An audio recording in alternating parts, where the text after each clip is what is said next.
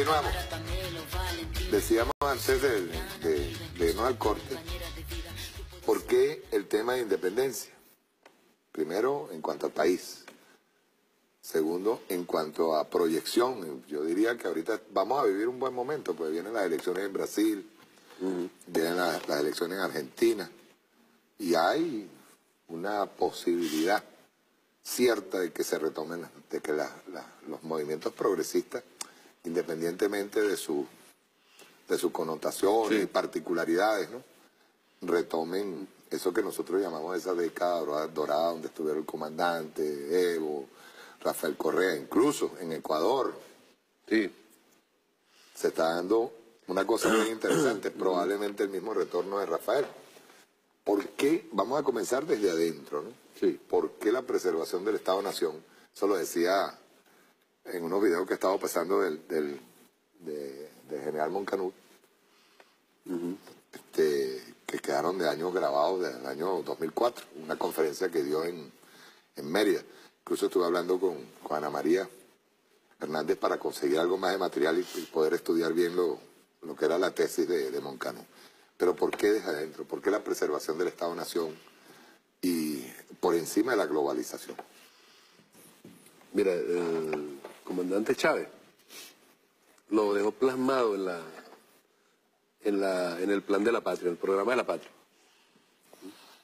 No por casualidad, el primer objetivo histórico del plan de la patria es la preservación, el fortalecimiento, el engrandecimiento de la independencia como el bien más preciado, y casi textualmente, porque no es casual, como el bien más preciado que hemos reconquistado, que hemos recuperado después de 200 años.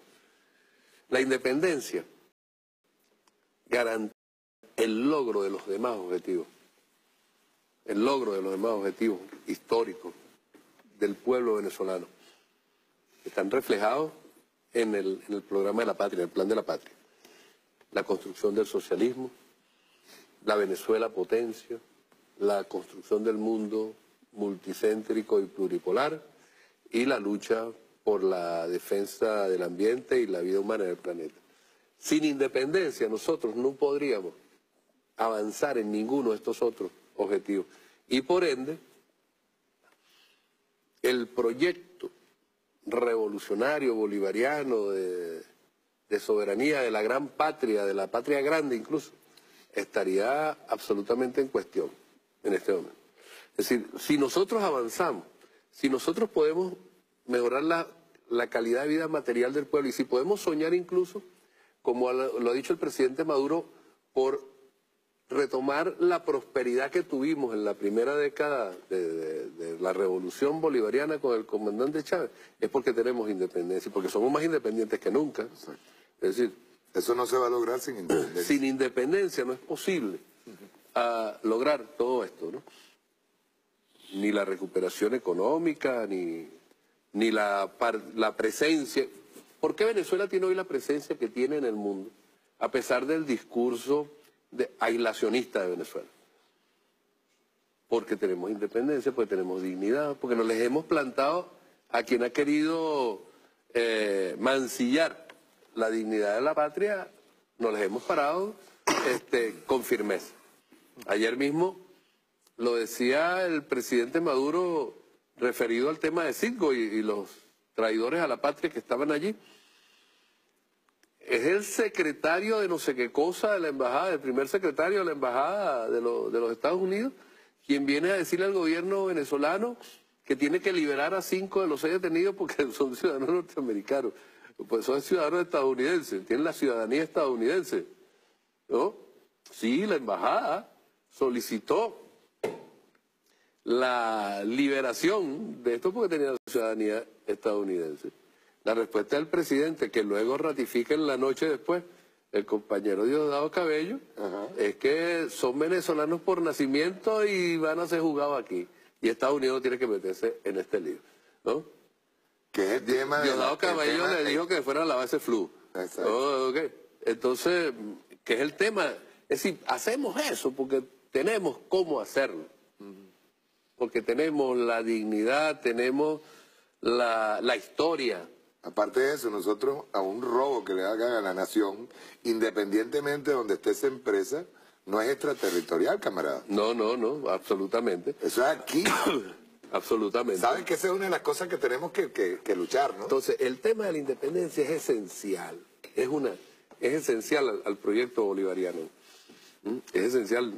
Incluso, cuando uno habla de Bolívar, uno está hablando de independencia y de antiimperialismo, traído a las condiciones del siglo XXI, el anticolonialismo consecuente bolivariano.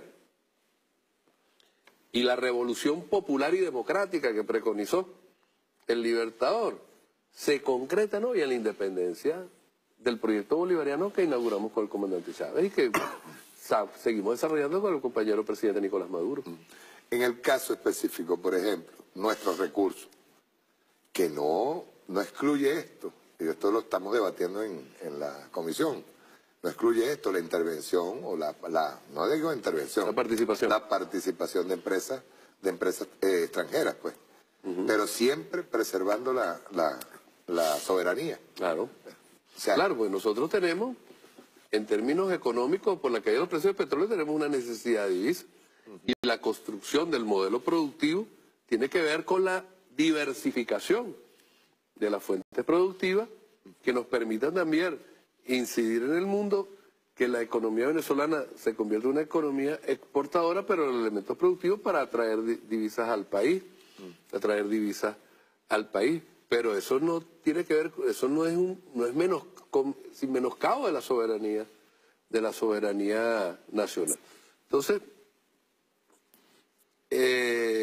necesitamos eso sí, pero bueno, nosotros tenemos un proyecto político que valoriza, por eso te digo que es esencial, el tema de la independencia y de la soberanía nacional de Venezuela, junto con los otros componentes, la soberanía popular, la participación, el protagonismo, etcétera, de nuestro pueblo.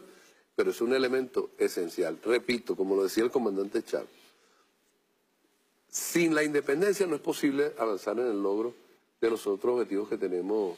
Y aparte de eso, cuando hablamos de independencia, hablamos incluso de la independencia del mismo continente. Claro. Que es necesario para nosotros. Aquí hay una declaración que se hizo desde Santa Cruz en Bolivia, con el Consejo Ministerial del Foro de Países Exportadores de Gas rechaza sanciones de Estados Unidos contra Venezuela. Ahí estuvo Eulogio del Pino representando a Venezuela. Dice aquí, el Foro de Países Exportadores de Gas rechaza de forma unánime las sanciones ilegales que el gobierno de Estados Unidos pretende imponer a Venezuela. En la reunión extraordinaria de ministros del foro se aprobó la declaración de Santa Cruz de la Sierra, que contiene un punto donde se repudia la actitud hostil de Washington al bloquear económicamente al pueblo venezolano.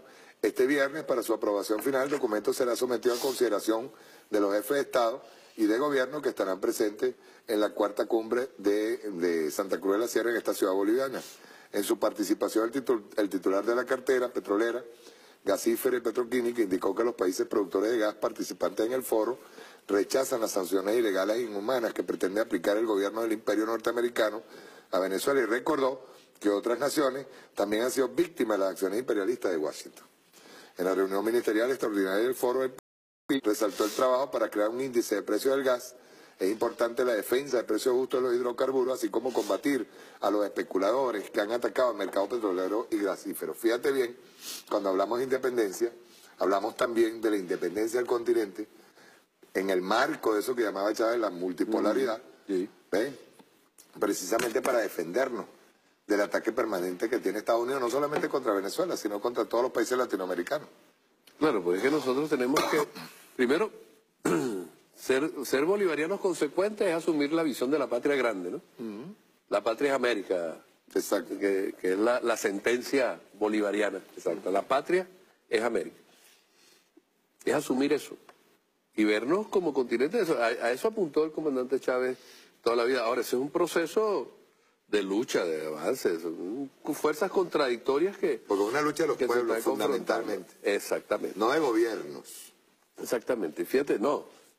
Los gobiernos tienen su papel, digamos, pero los pueblos son determinantes, son decisivos. Son decisivos. Y a veces los gobiernos actúan... Nosotros, ¿por qué derrotamos el ALCA? Es decir, nosotros teníamos tiempo luchando contra el ALCA. Yo Yo participé mucho en la Alianza Social Continental que desarrolló toda la campaña contra el ALCA en el continente desde los años de que se planteó el tema del ALCA, cuando estaba en la organización, en el movimiento sindical. Pero ¿cuándo se concreta? Cuando eso se convirtió, cuando esa fuerza continental se convirtió en poder político, con Kirchner, con Lula, con Chávez. Correa, con Evo. Correa, sí. Cuando eso se concretó en poder político, ahí derrotamos al ALCA en Mar del Plata, ¿no? La célebre conferencia cumbre de Mar del Plata.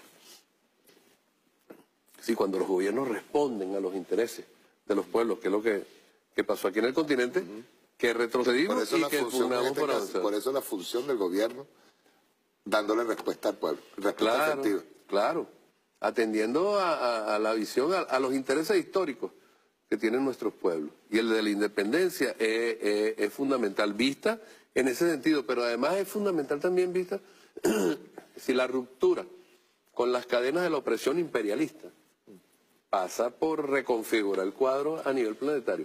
Es decir, la estructura, eso que ahora se llama la arquitectura, o algunos llaman la arquitectónica, o institucional, que heredamos de la Segunda Guerra Mundial, está profundamente cuestionada. Toda esa que implica la ONU y sus derivados.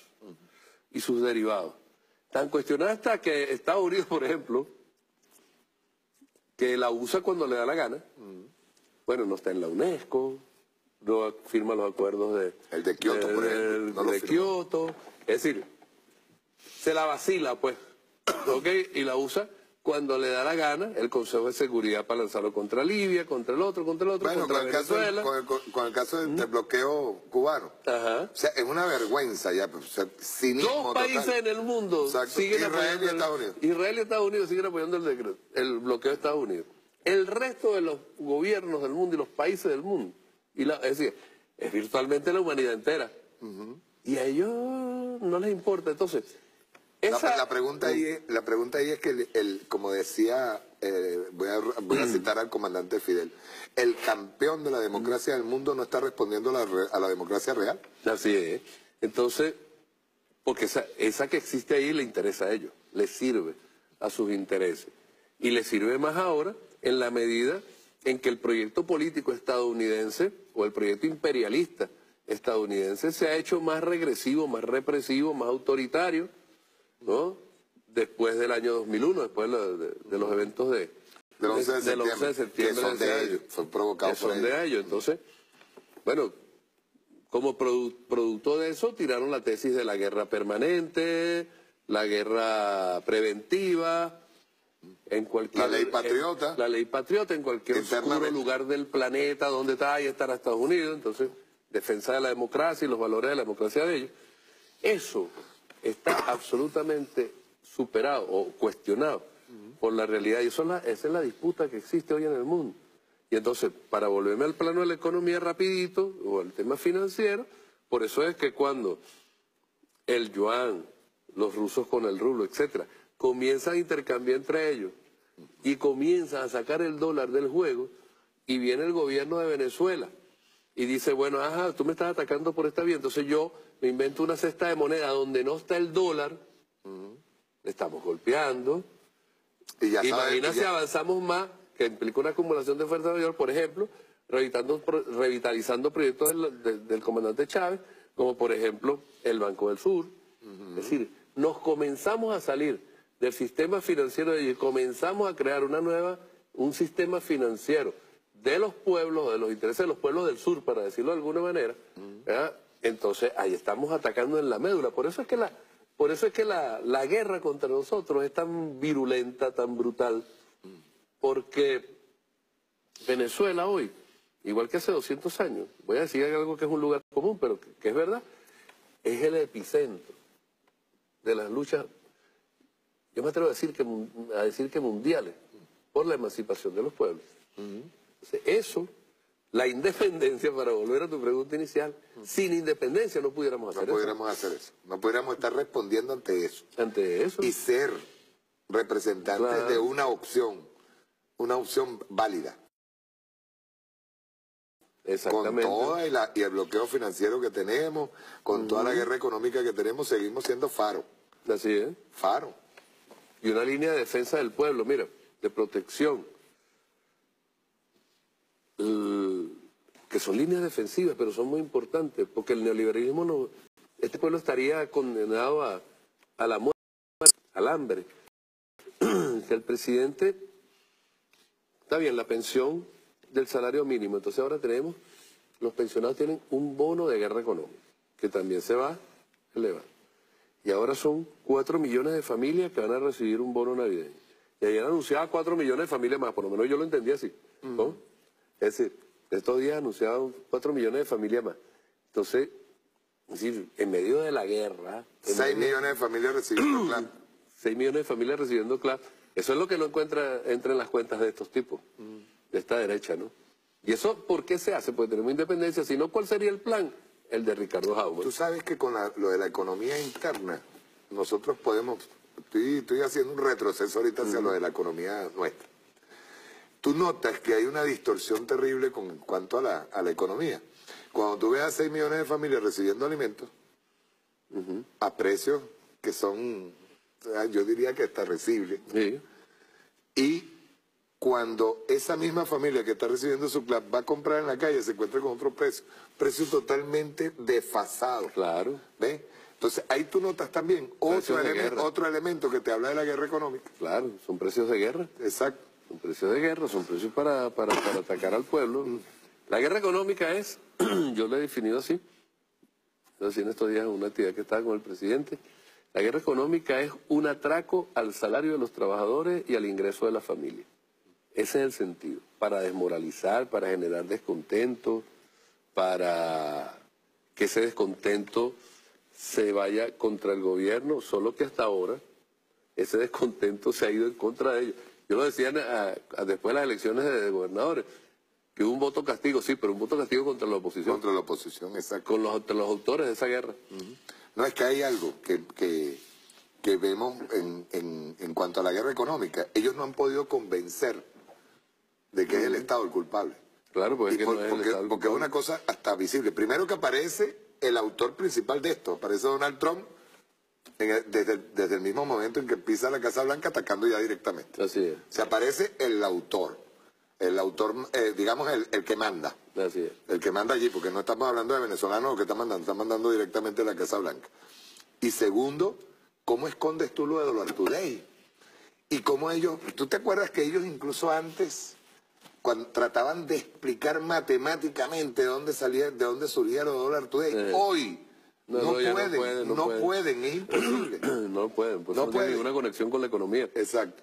¿Cómo hacer para preservar también la independencia? ¿Y qué debe hacer el pueblo? Bueno, ¿cuánto es lo productivo?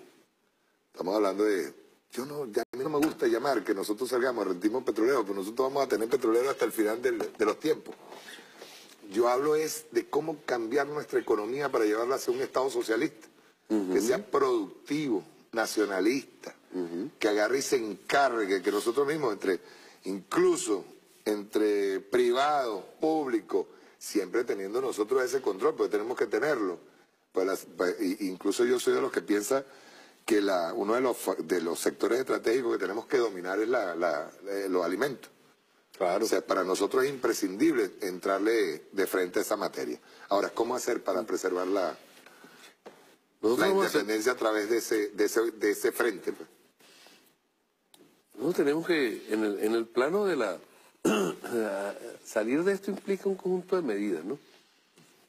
Tiene que ver con temas medidas cambiarias, medidas fiscales, tributarias, en terreno tributario, pero sobre todo, fundamentalmente, con una visión estratégica, estructural, en la producción. Tiene que ver con construir el nuevo modelo. Construir el nuevo modelo, que es un modelo que llama el presidente posrentista, modelo económico productivo posrentista. Nosotros tenemos que superar el modelo rentista petrolero en tanto distorsión o como herencia de un desarrollo capitalista neocolonial y dependiente. Y por lo tanto un capitalismo atrofiado, construido en base a los intereses de las transnacionales imperiales, que en la División Internacional del Trabajo nos especializó nosotros en producir petróleo. Más nada. Y por eso es cuando entramos en ese terreno, aquí se abandonó la producción agrícola, aquí no hubo desarrollo industrial importante, ¿no? Aquí incluso las transnacionales no trasladaron a sus fábricas acá. No. Aquí el desarrollo con el producto elaborado. Aquí ya. El desarrollo industrial importante de este país, la industria pesada, fue el Estado. Aquí había alguna industria ligera, en los años 40, 50, que hasta los 60, que después desapareció. Industria textil, la industria del calzado, alguna industria de ese tipo. Básicamente ensambladores de vehículos, etcétera. Pero aquí no ha habido un desarrollo importante. Si esta burguesía es parasitaria de verdad, porque ha habido de la renta, de la transferencia de la renta petrolera. El Estado capta la renta internacionalmente y la distribuye ¿a quién?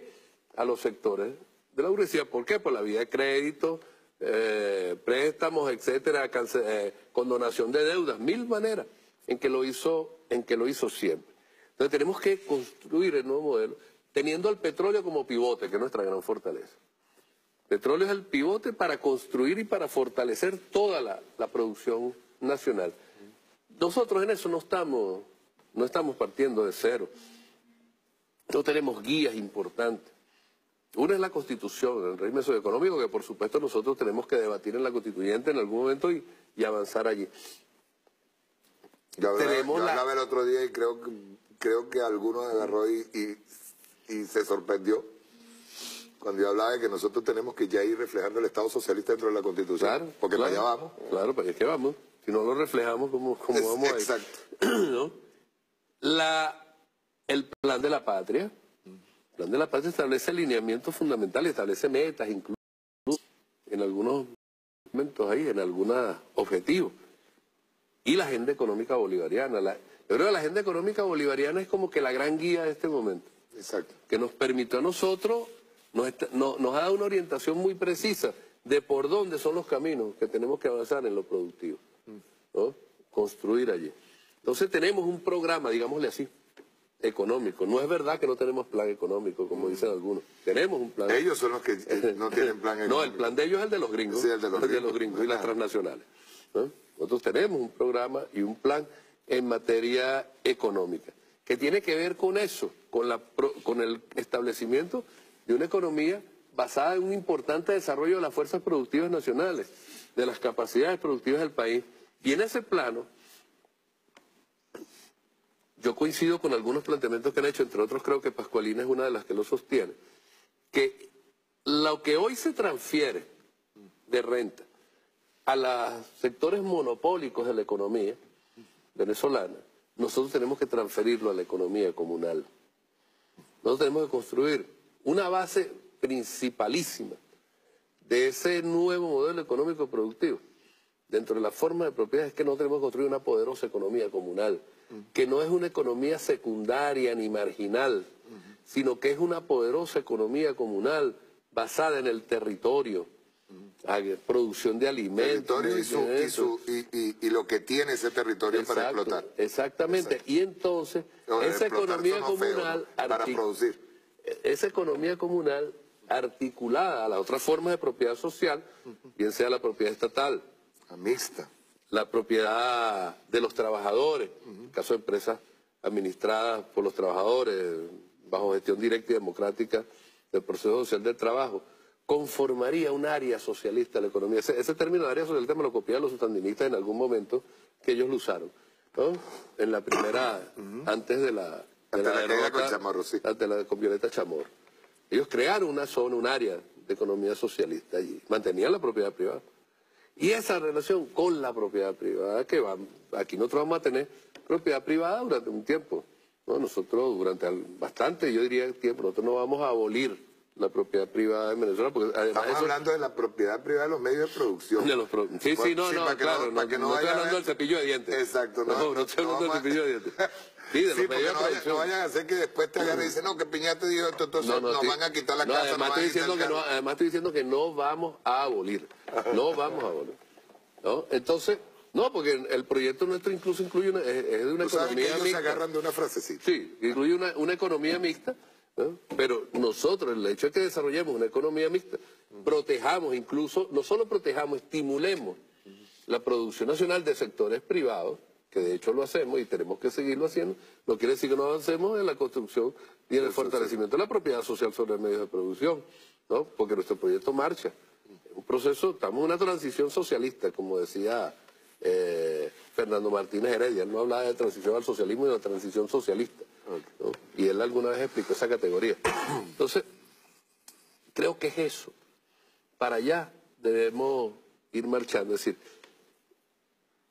por ahí creo que marcha el tema de hacia dónde el modelo, cuando se habla de construir el nuevo modelo económico productivo o rentista, es con eso, una diversificación de todas las ramas de la economía, que sostener este país ya no solo a punta de exportación petrolera y de algunos que otros derivados, sino a punta del esfuerzo, del trabajo de todos los sectores de la vida nacional. Decía Pascualina, yo cito a Pascualina, porque Pascualina yo creo que es una de las preclaras aquí en cuanto a que el tema no es que el modelo nuestro, el que nosotros estamos tratando de impulsar, sea fracasado porque nunca lo hemos podido implementar en su real dimensión. Claro, el modelo aquí no es nuestro. Lo que hablamos es siempre de incluso yo lo dije en alguna oportunidad, el socialismo siempre ha sido un modelo acosado, asediado por el capitalismo, ¿verdad? Sí. Entonces, ¿hacia la construcción, hacia dónde ir, es el tema fundamental. Incluso que hasta los sectores privados les conviene. Claro. Porque el neoliberalismo y vuelvo al Estado-Nación y a la soberanía, al ser vulnerada, ninguna industria local, privada, nacional, va a sobrevivir al neoliberalismo. Yo lo hablaba en estos días con algunos de los constituyentes empresarios que tenemos ahí en la Asamblea Nacional Constituyente. Es decir, con esta lógica o antilógica que se está desarrollando la economía venezolana ahorita, con el tema de los precios, etcétera, etcétera, ¿cómo pueden ellos producir? Es decir, está en una incertidumbre permanente. Es decir, para establecer el costo de producción, materia prima, en fin, todo eso no pueden, es muy difícil. Entonces, incluso los sectores nacionalistas del empresariado nacional, sectores que quieren producir, que no están vinculados o que no viven de la burbuja financiera, ni la especulación financiera, ni andan en la onda de Dollar Today, ni andan especulando. Incluso esos sectores que son, digamos, comprometidos con el Estado-Nación, con la nación venezolana, les conviene que nosotros derrotemos esta guerra. Exacto. Derrotemos estas posiciones. Y por eso, bueno, y están ahí. Bueno, tenemos divergencias sobre determinados temas, las debatimos. Y bueno, y a veces, y parece mentira, muchas de las diferencias que tenemos son de concepto. Así es, así es. De concepto, de forma, y son conceptos generalmente al lado de los pelos de aquellas campañas macartistas. Así es. O sea, muchos de los conceptos. Cuando se habla de algunos prejuicios que quedan por ahí. Algunos prejuicios que te quedan. Porque realmente, a la hora de la chiquita, incluso con los compañeros constituyentes empresarios, y digo que sí, se han debatido y hemos debatido de una manera bien sabrosa, porque jamás se ha pasado a mayores, siempre ha habido una explicación oportuna. Por eso te decía que es un tema de conceptos también, de pasar por encima de esos prejuicios en cuanto a conceptos. ¿Ves? En caso del mismo Camacho, que yo siempre agarro y le digo mi escuálido favorito, a Chemel, mi escuálido favorito. O sea, ¿por qué?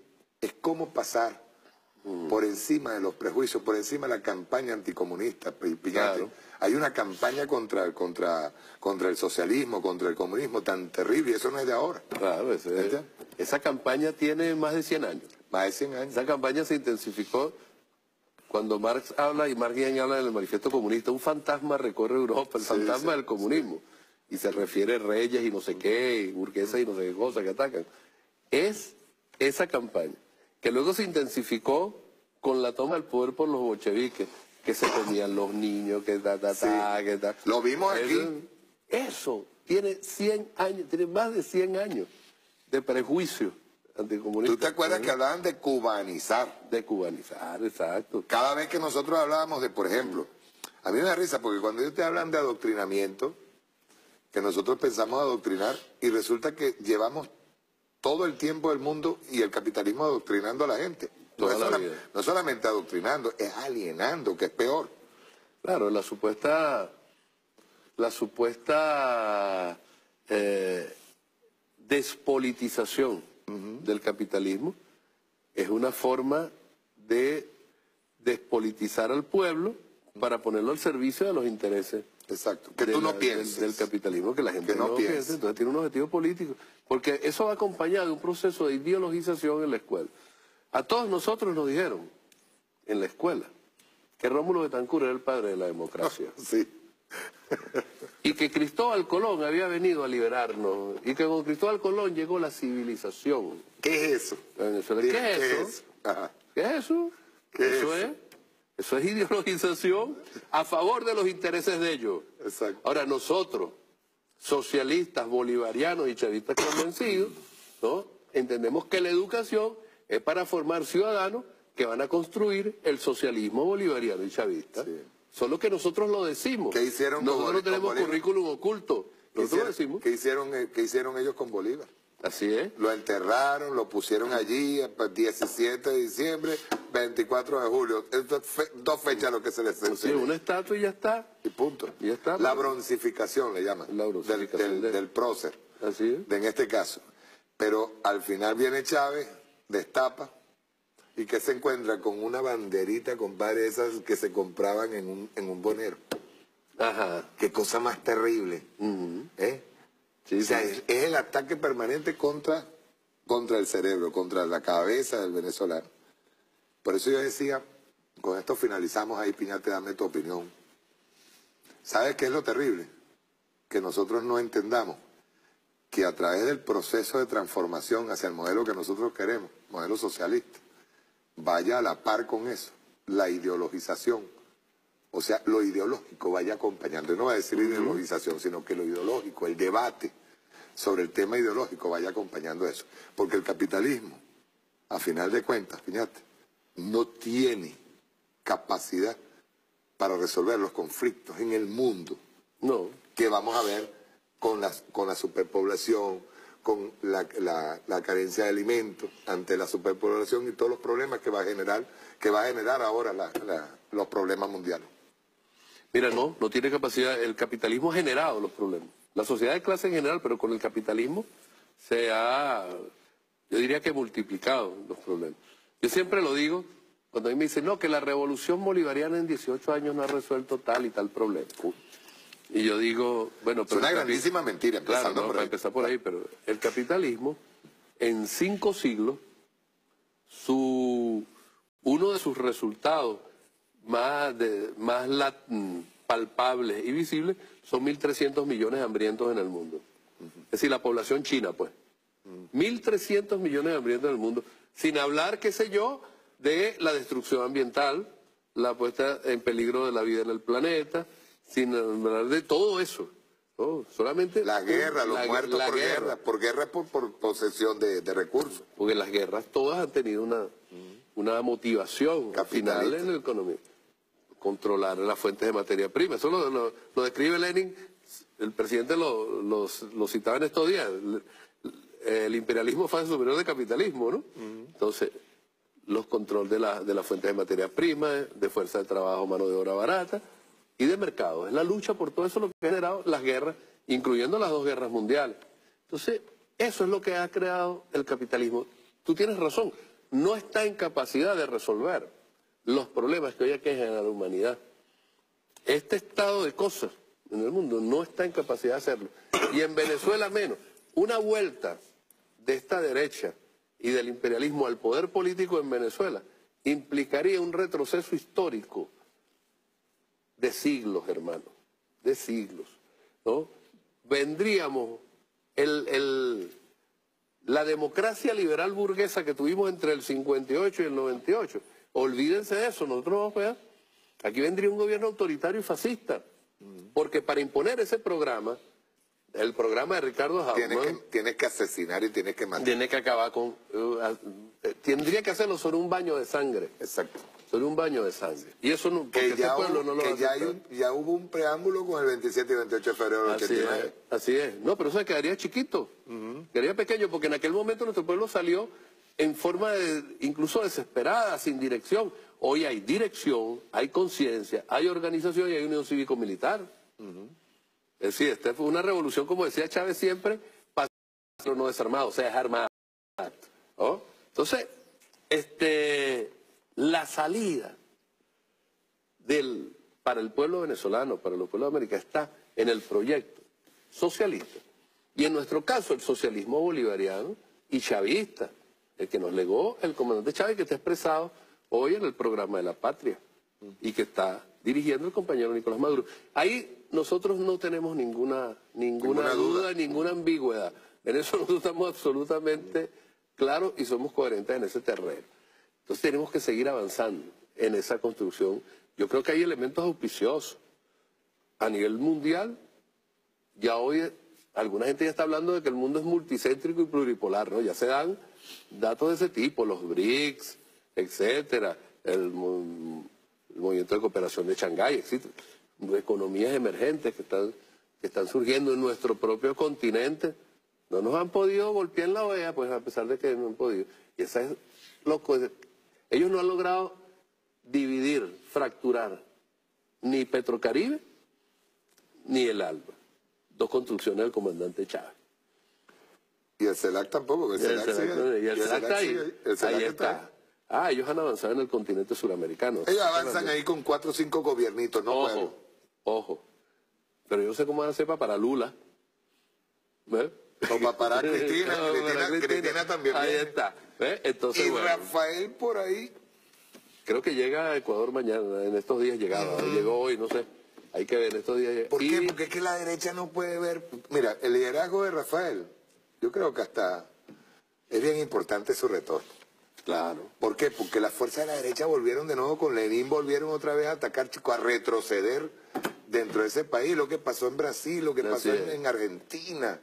Y no entienden que ahí hay pueblos y hay pueblos que están luchando, papá. Así es. Y los masas están saliendo a la calle. Sí. En Argentina, en Brasil, en Ecuador, en Colombia. Es decir, hay movimiento de masas. Yo creo que viene una oleada, esa la ha anunciado el presidente Maduro, viene una segunda ola. Bueno, vamos a verla. Y no solo a verla, nosotros vamos a estimular hasta donde podemos con el ejemplo de la revolución bolivariana. Exacto. Bueno, este programa está siendo grabado justamente en el cumpleaños del presidente Nicolás Maduro. ¿Verdad? Un abrazo, presidente. Feliz cumpleaños, piñate. Un abrazo, hermano presidente. Toda la felicidad, toda la salud del mundo para seguir teniendo la rienda de la patria en sus manos. Y lo voy a decir así para que después estallen las redes por ahí. Empiecen a mandar mensajes. Y hoy, cuando se está emitiendo, que es 25 de noviembre, el cumpleaños mío. Chao, pues. Nos vemos el martes. Felicitaciones.